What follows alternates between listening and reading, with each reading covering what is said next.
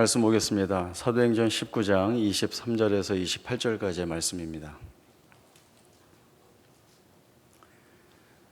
사도행전 19장 23절에서 28절까지의 말씀 제가 읽겠습니다.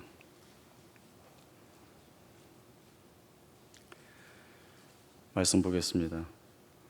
그때쯤 되어 이 도로 말미암아 적지 않은 소동이 있었으니 즉 데메드리오라 하는 어떤 은장색이 은으로 아데미의 신상 모형을 만들어 직공들에게 적지 않은 벌이를 하게 하더니 그가 그 직공들과 그러한 영업하는 자들을 모아 이르되 여러분도 알거니와 우리의 풍족한 생활이 이 생업이 있는데 이 바울이 에베소뿐 아니라 거의 전 아시아를 통하여 수많은 사람을 권유하여 말하되 사람의 손으로 만든 것들은 신이 아니라 하니 이는 그대들도 보고 들은 것이라. 우리의 이 영업이 천여해질 위험이 있을 뿐 아니라 큰 여신 아데미의 신존도 무시당하게 되고 온 아시아와 천하가 위하는 그의 위엄도 떨어질까 하노라 하더라. 그들이 이 말을 듣고 분노가 가득하여 외쳐 이르되 그다 에베소 사람의 아데미여 하니. 아멘. 사실은 말씀을 끝까지 봐야 되는데 분량의 내용이 많아서 여기까지만 읽었습니다. 말씀을 함께 나누면서 그 안에 자세한 내용들은 따로 제가 말씀을 드리도록 하겠습니다. 바울에게 있어서 에베소라고 하는 도시는 남다른 의미가 있습니다. 바울이 2차 전도 여행을 계획할 때에 아시아의 중심 도시라고 할 수 있는 이 에베소를 목적하고 있었습니다. 그러나 성령이 아시아에서 말씀 전하는 것을 금하시고 또 예수의 영이 허락하시지 않아서 소아시아 이 에베소가 아닌 지금의 유럽 마게도냐 쪽으로 올라가서 2차 전도 여행을 하게 됩니다. 그리고 2차 전도 여행을 마친 후에 이제 3차 전도 여행을 시작하면서 이 아시아의 중심 도시인, 여기서 아시아는 소아시아입니다. 우리 쪽 아시아 아니에요. 그 소아시아의 에베소에 와서 사역을 시작하게 됩니다. 이 에베소에서의 복음 사역을 통하여서 이뤄놓은 결과는 대단했습니다. 일단 사도 바울이 회당에 들어가서 석 달 동안 하나님 나라에 관한 말씀들을 강론하였고 또 두란노 서원에서 2년 동안 말씀을 열심히 많은 사람들에게 가르치게 됩니다. 그리고 하나님께서 바울의 손에 능력을 더하셔서 바울의 손수건이나 앞치마 같은 것을 병든 사람 위에 얹어 놓으면 그 병이 낫기도 하고 또 악귀들도 쫓겨나가는 놀라운 일들이 일어나게 됩니다. 물론 다른 사람들이 복음을 알지 못하고 그저 미신적인 행위로 이 바울의 치유 사역을 따라하지만 될 리가 없습니다. 이러한 바울의 사역이 에베소라고 하는 큰 도시 하나를 변화시키게 됩니다. 에베소에서 마술을 행하는 사람들이 많이 있었는데 그 마술을 행하는 사람들이 자기가 가지고 있는 고가의 책을 가지고 나와서 사람들 앞에서 다 불태워 버립니다. 누가가 그에 관한 기록을 하고 있습니다. 그때 불태워 버린 책값이 은 5만 정도 된다, 이렇게 기록을 합니다. 학자들 간의 화폐 이해에 대한 차이가 있지만 은 하나를 하루 품삯인 한 드라크마라고 본다고 한다면 은 5만은 5만 일에 해당되는 품삯입니다. 제가 5만 일 찾아보니까 한 138년 정도 되더라고요. 그리고 은 5만이나 되는 가격의 책들을 다 태웠다, 이렇게 하면 그게 요즘 현재 시세로 하면 얼마나 될까 이렇게 궁금하지 않겠습니까? 그래서 제가 요즘 최저 시급으로 해서 계산을 한번 해봤습니다. 그랬더니 32억쯤 나오더라고요. 누가가 이 당시에 참 적지 않은 이 높은 가격대를 이루는 책들을 다 가지고 나와서 다 태워버렸다라고 하는 이야기를 기록을 하고 있는 것은 놀랍지 않냐, 이렇게 자랑하려고 하는 것이 아니라 복음의 능력이 가져오는 그 변화의 바람이 얼마나 큰가라고 하는 사실들을 아주 상세하게 설명을 하고 있는 것입니다. 예수 믿는 사람들이 많이 늘어나게 되고 또 눈에 보이는 놀라운 변화들이 있게 되자 바울 일행이나 아니면 이제 복음을 받아들이고 또 더 많은 사람들에게 이 복음을 전하고자 하는 사람들 입장에서 보면 바울의 복음 사역이 이제 이 에베소에서는 무난하다라고 하는 생각을 하게 되었을 것입니다. 그러나 그런 생각에 금방 어려운 일들이 이 복음 사역에 밀어닥치게 됩니다. 먼저 에베소라고 하는 도시에 대한 배경을 좀 설명을 드리겠습니다.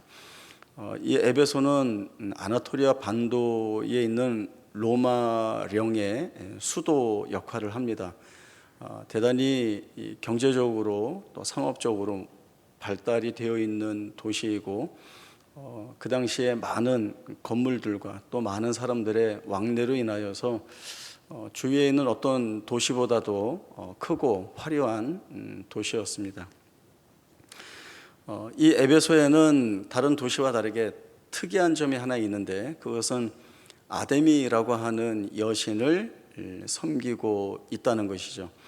이 에베소에 있는 사람들은 이 에베소라고 하는 도시가 아데미 여신을 중심으로 하여서 그 지배를 받는 도시로 생각을 하고 있었고 또 자신들이 이 아데미 여신을 섬기고 있다라고 하는 것에 대한 큰 자부심을 가지고 있었습니다. 바울이 복음을 전하는 일에 그 열심이 특심이었다고 한다면 아마도 에베소 사람들은 이 아데미 여신을 섬기는 이 열심의 특심이었던 사람들로 좋게 비교될 수 있을 만큼 이 일에 대단히 큰 열심을 가지고 있었습니다. 이 에베소에는 이 아데미 여신에게 제사를 드리는 신전이 있는데 그 신전의 길이가 거의 140m라고 하는데요. 그렇게 되면 그냥 어마어마하다라고 하는 생각밖에 들지 않겠지만 이렇게 비교하면 됩니다. 그리스에 있는 파르테논 신전보다 4배나 더 큽니다. 더 어렵나요? 예. 저는 그리스에 가서 파르테논 신전을 한번 본 적이 있는데 기둥이 여러 개 서 있는데 그 자체로도 굉장히 웅장합니다. 그런데 이 파르테논 신전보다도 아데미 신전이 4배나 더 크다 이렇게 생각하니까 정말 그 당시에 상상할 수 없을 만큼의 큰 신전이었구나라고 하는 생각을 해보게 되고요. 그다음에 충신대 유상석 교수님의 그 책을 보니까 이 당시에 아데미 신전에서는 워낙 돈이 많으니까 지금으로 치면 사람들에게 돈을 빌려주고 그 이득을 취하는 아주 큰 은행의 역할까지 했다라고 하는 자료를 말씀하기도 합니다. 에베소가 이렇듯 아데미 여신을 섬기는 일에 열심을 내고 또 큰 신전이 있다 보니까 이 아데미 여신과 관련된 상업이 대단히 특수를 누리고 있었습니다. 오늘 말씀에 보면 데메드리오라고 하는 사람이 등장하는데 그를 은장색이라고 설명을 합니다. 그는 은으로 아데미 여신의 모형이나 또는 아데미 신전의 모형을 만들어서 파는 사람입니다. 크기도 제각각으로 알려져 있습니다. 그래서 휴대하면서 가지고 다닐 수 있는 정도의 크기에서부터 또 아데미 신전 같은 경우는 그 크기를 좀 적게 만들어서 가정에 가져다 놓고 자기의 가정을 지키는데 그 기도하는 그러한 신전의 모형으로 삼기도 합니다. 그리고 이 에베소에는 아데미 여신을 위한 그 이벤트를 이렇게 마치 유대인의 절기처럼 정해 두어서 에베소뿐만 아니라 그 주위에 있는 많은 각국 도시에서 수없이 많은 사람들이 이 에베소에 와서 아데미 여신을 섬기는 일들을 많이 했습니다.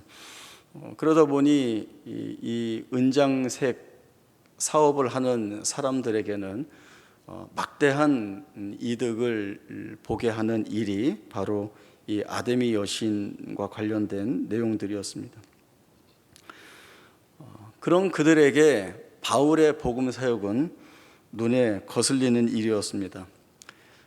바울이라고 하는 한 사람이 이 에베소라고 하는 거대한 도시에 들어와서 말씀을 전하는데, 한 사람이 전하는 그 말씀이 힘을 얻어 흥왕하여서 이 세력이 커지게 되는 것입니다. 복음의 말씀을 듣고 예수 믿는 사람들이 늘어나기 시작했고, 예수를 믿는 사람들의 삶이 변화되기 시작을 했습니다. 이전까지는 아데미 여신을 섬기는 데에 모든 힘과 열심을 다 쏟아부었던 사람들이 이제는 더 이상 아데미 여신을 섬기는 자리에서 떨어져 나오게 된 것입니다. 이 데메드리오 같이 은장색들의 입장에서 보면 예전에는 고객이었는데 이제는 더 이상 고객이 되지 않는 것이죠. 얼마나 많은 사람들이 변했는지 이들의 변화는 이처럼 아데미 여신을 통한 상업을 하는 사람들에게 큰 타격을 주었습니다. 그러자 이 데메드리오가 같은 직종에 있는 사람들, 그리고 또 이 에베소에 살고 있는 사람들을 선동하여서 이 바울이 전하는 복음을 대적하고자 합니다. 왜냐하면 이 데메드리오가 불안감을 느끼는 것들이 있었습니다. 첫 번째는 아데미 여신이 아무것도 아닌 것으로 여겨질지도 모른다라고 하는 불안감이 그에게 생기기 시작했습니다. 왜냐하면 이 데메드리오 본인이 이야기하듯이 바울이 사람의 손으로 지은 것은 아무것도 아니다 이렇게 말씀을 전하고 다니니까 그 말씀대로 사람들이 아데미 여신을 보게 될까 봐 그러한 두려움이 있었고, 또 하나는 그렇게 되면 이 아데미 여신이나 신전의 모형을 만들어 파는 자신들의 상업을 사람들이 불신하면 어떻게 하나라고 하는 두려움도 생겨나게 되었습니다. 또 하나는 아데미가 지니고 있는 그 신적인 명성과 그 지위와 위치가 잃어버리게 될지도 모른다라고 하는 불안감을 가지고 있었던 것입니다. 결국 복음으로 인하여서 아데미 여신의 몰락이라고 하는 것은 아데미 여신이 지니고 있는 신적 명성이 몰락하는 것이기도 하고, 또 데메드리오처럼 은장색들의 입장에서 볼 때에는 에베소라고 하는 도시에서 자기들이 해야 할 일들이 많이 위협을 받게 되는 일이라고 생각을 하게 되었습니다. 그래서 많은 사람들을 모아놓고 바울이 사람이 손으로 만든 것은 아무것도 아니라고 한다, 이러다가 아데미 여신의 이 귀하신 이름이 땅에 떨어질까 염려한다, 이렇게 이야기하면서 선동하지만 사실은 그 본심은 자기와 같은 직종에 있는 사람들에게 이야기했듯이 우리가 이 일로 풍족한 삶을 지금까지 누려왔는데 라고 하는 말에서 보듯이 복음으로 인하여서 자신들의 이 생업이 이 위협을 받게 되어서 망하게 될까봐 라고 하는 그러한 부분이 훨씬 더 이들에게는 위협적인 일로 다가와 버리게 된 것입니다. 사실은 사람들이 이러한 선동에 휘말려서 연극장에 다 모이죠. 그 에베소에 있는 연극장에는 기록으로 보면 24,000명쯤 들어가는 아주 큰 연극장인데, 거기에 다른 사람들이 더 이상 들어갈 수 없을 정도로 사람이 가득 차서 거기에서 소리를 외치게 되는 겁니다. 크다 에베소 사람의 아데미여라고 하면서 다른 말은 하지 않고 그저 이 말만 2시간 동안 광란의 도가니 속에서 소리를 지르게 되는 거죠. 이렇게 은장색들이 자기들의 생업적인 그 위협의 이유로 오는 사람들도 있었고, 또 어떤 사람은 무슨 이유로 왔는지도 모르고 거기에 쫓아온 사람들도 있었지만, 어쨌든 거기에서 일어난 이 큰 소동으로 인하여서 결국 이 소동의 이유가 되어서 바울은 다른 도시로 이제 옮겨가게 됩니다. 에베소에서 일어난 소동을 좀 자세하게 설명한 것은 이 사건을 통해서 2가지를 생각을 해보려고 합니다. 첫 번째는 에베소의 변화는 어떻게 일어난 것인가라고 하는 것입니다. 에베소에서 마술하던 사람들이 마술을 중단하였습니다. 자기가 가지고 있는 비싼 책들을 다 불태워버렸다고 했습니다. 이것은 나 이제 더 이상 안 해라고 하는 것이 아니라 자신들이 지금까지 사람들을 속여오고 거짓을 행하던 모든 일들을 다 중단하였다라고 하는 것입니다. 겉으로 들어가는 외적인 변화만 있었던 것이 아니라 그들의 실제적인 삶이 변한 것입니다. 지금까지 자기 마음대로 행해오던 사람들을 속이는 일을 중단하게 되었고, 사람을 속여서 얻어내는 그러한 거짓들을 이제는 중단하게 되었습니다.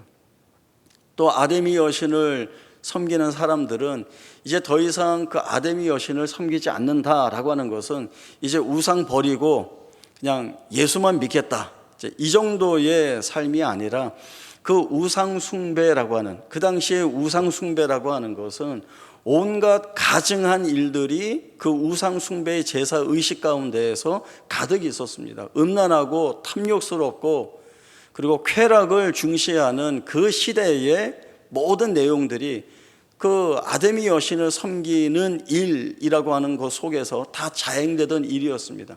그러니까 이제 복음을 받아들이고 예수를 믿어 삶이 변했다라고 하는 것은 모든 음란한 것들을 다 끊어버리고, 그리고 탐욕과 쾌락을 쫓던 자리에서 돌아서서 말씀이 가지고 있는 참 진리 앞에 자신들의 삶을 온전히 내어드리고, 그리하여서 바뀐 삶의 모습을 지니고 살게 되었다라고 하는 것이죠. 그것은 지금까지는 세상을 향하여 서서 살아가고 있었다라고 한다면, 이제는 그 세상의 모든 죄된 삶에서 완전히 등을 돌리고 정반대로 돌아서서 전혀 다른 구별된, 그리고 분별된 신자의 삶을 살아가기 시작했다라고 하는 것입니다.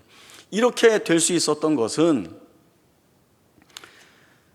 사람들을 현혹하는 마술을 해서는 안 됩니다.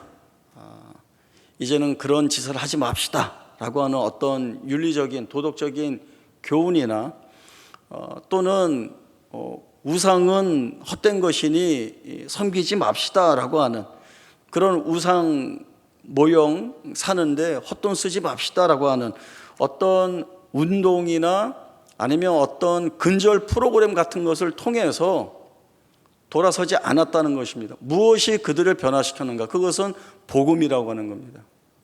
복음,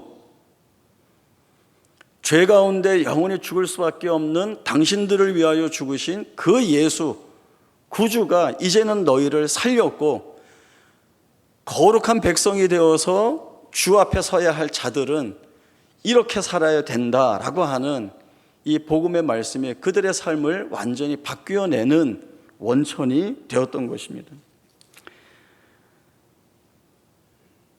우리가 잘 알고 있는 삭개오는 세리장이었습니다.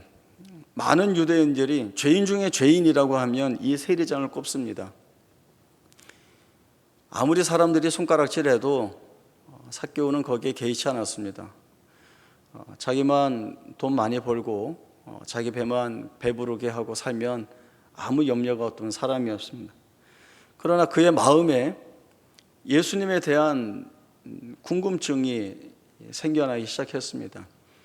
예수님이 하신 말씀, 예수님이 행하신 일들을 이 삭개오가 들었던 것입니다.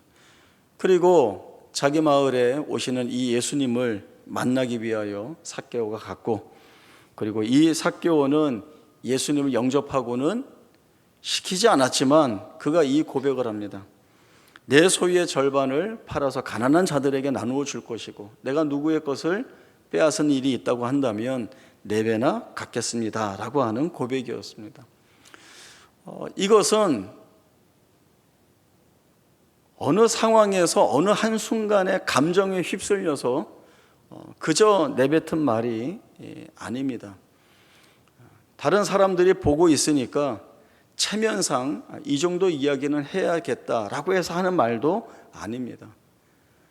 주님이 그를 부르시고 택하셨을 때에 그 구원의 은혜가, 그 복음이 이 삭개오 죄인 이 한 사람을 변화시킨 것입니다. 그리고 그 변화는 바로 이러한 삶의 고백을 드려지는 것으로 선명하게 드러나게 된 것입니다.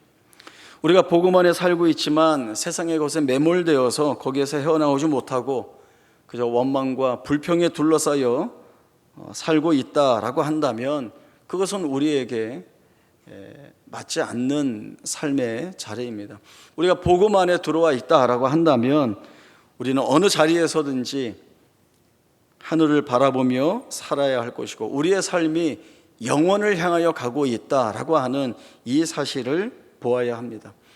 그래서 지금 현실의 원망과 불평보다는 우리에게 주어진 모든 것에 하나님이 계획하시고 담아놓으신 은혜에 대한 기대를 가지고 감사해야 할 것이고 그런 감사의 고백들이 오늘과 또 앞으로 우리의 살아가는 모든 날들을 복음으로 살아갈 수 있도록 이끌어 가게 되는 것입니다. 다음에 두 번째는 에베소에서 일어난 소동으로 인하여서 바울이 에베소를 떠나게 되었다고 말씀을 드렸습니다. 그러나 사실 이미 이 소동이 일어나기 전에 바울은 에베소를 떠나 예루살렘을 거쳐 로마로 갈 계획들이 다 있었습니다. 그러나 어떤 사람들은 바울이 결국은 사람들의 떠밀려서 도시에서 쫓겨났지만 성경이라고 하는 것이 그의 이 쫓겨남을 미화하여서 이렇게 기록한 것이 아닌가라고 하는 그런 이야기들을 합니다.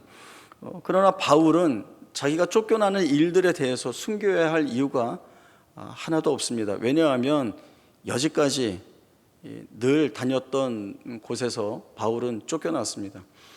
1차 전도 여행 때도 피시디아, 안디옥, 이고니온, 루스드라에서 쫓겨났습니다. 2차 전도 여행에서도 빌립보에서 쫓겨났고 데살로니가에서 쫓겨났고 아덴에서 조롱받으면서 쫓겨났습니다.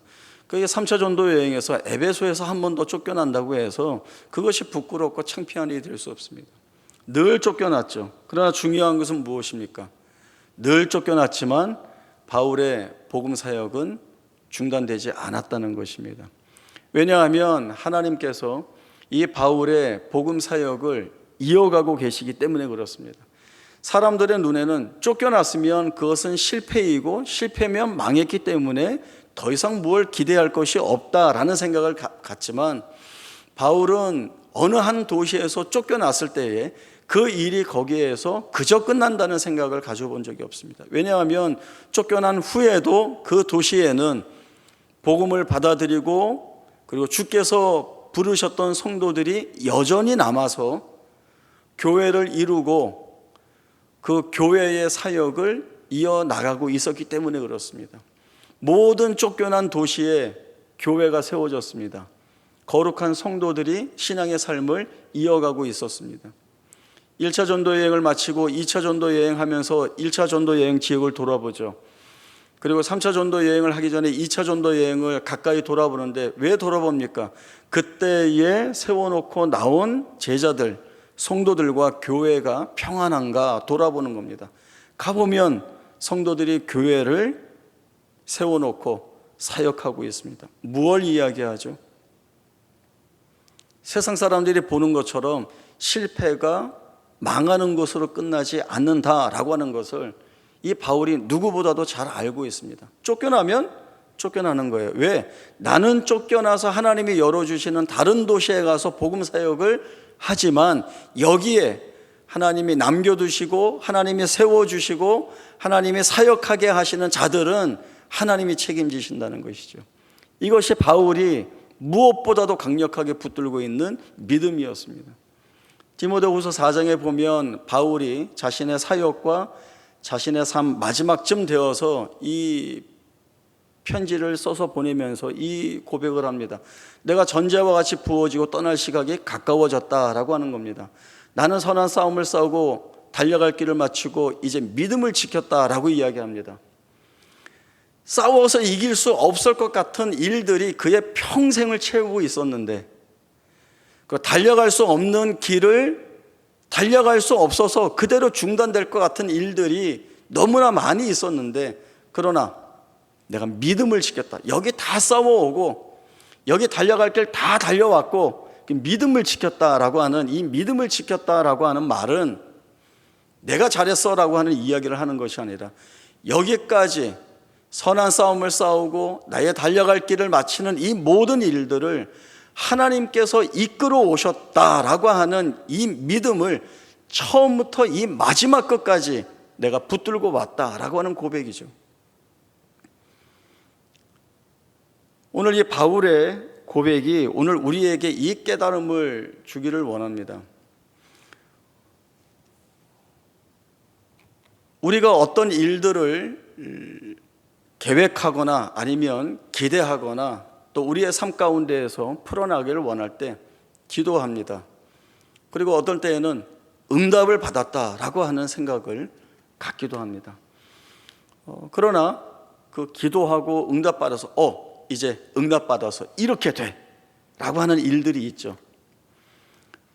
그러나 그 본인이 받은 응답대로 일이 되어져 가지 않을 때 너무나도 놀라죠. 기도했는데, 기도해서 응답 받았는데 왜 일이 이렇게 되지? 왜 이런 결과가 나왔지? 라고 이야기하게 됩니다. 그러나 이걸 생각하십시오. 기도를 잘못했거나 응답을 잘못 받은 것이 아닙니다.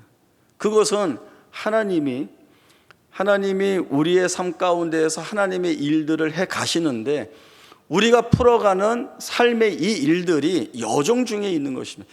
이 일 하나로 끝나는 것이 아니라 이 일을 이어가고 또 다른 일을 이어가게 하시면서 하나님이 이 긴 여정 가운데에서 우리를 다듬어 가시고 우리를 만들어 가시고 우리 안에 두신 계획들을 이루어 가시는 시간들로 삼고 계시다는 거예요. 만약에 하나의 일로 끝나는 거라고 한다면 하나님 그 일 끝나게 하시고 너 이제 다 끝났어, 천국 와. 이 땅에 남아있을 사람이 없을 거예요. 그러나 하나님이 왜 이 일들을 이어가고 계시죠? 우리에게 맡겨주신 일들이 있는 거예요. 우리 눈에는 이 일들이 응답되지 않았고 실패한 것처럼 보이고 하나님이 내 기도 안 들어주신 것처럼 보이지만 그러나 이 일들이 하나님이 계획하신 대로 하나님의 목적과 뜻을 가지고 계시는 대로 우리 안에서 우리가 붙들고 있는 말씀대로 우리가 하고 있는 기도대로 하나님이 이 여정 중에서 만들어가고 계시는 거예요. 그래서 오늘 우리가 오늘 하루를 견딥니다. 오늘 하루를 말씀을 붙들고 오늘 하루를 기도하고 오늘 하루를 복음으로 살아낸다라고 하는 다짐을 하고 오늘 하루를 책임집니다. 그리고 이 하루가 물론 우리가 잠을 자고 아침에 일어나면 지난 날로 끝나는 것이지만 그 다음의 하루를 또 이어가게 되는 거죠. 그래서 사실 우리에게는 오늘과 내일이 아니라 오늘과 오늘을 계속 이어가는 겁니다. 어떤 큰 틀 안에서 하나님이 우리 안에서 하나님 당신이 이루시고자 하시는 목적을 이루어내시기 위한 일들을 우리의 삶 가운데서 하시는 거예요. 그리고 우리의 삶은 나 하나의 삶으로만이 아니라 나와 한 교회에서 같이 신앙의 삶을 나누는 성도들과 함께 그리고 가족들과 함께 동료들과 함께 그리고 나 모르는 사람 앞에서 나의 살아가는 삶을 통하여 하나님이 모든 영향력을 끼치게 하십니다.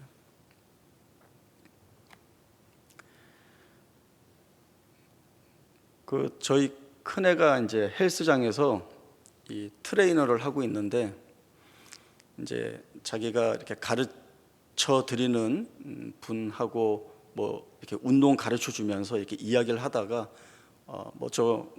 본인이 이제 교회 다닌다고 저도 교회 다녀요. 저희 아버지 목사님이세요. 그래서 아버지가 목사님이세요. 예, 이렇게 하다가 뭐 이제 나중에 아버지는 어디서 목회를 하세요? 그래서 이게 잠실 저쪽 종합운동장에 있는데 남포교회요? 이제 이렇게 된 거예요. 남포교회? 잠깐만.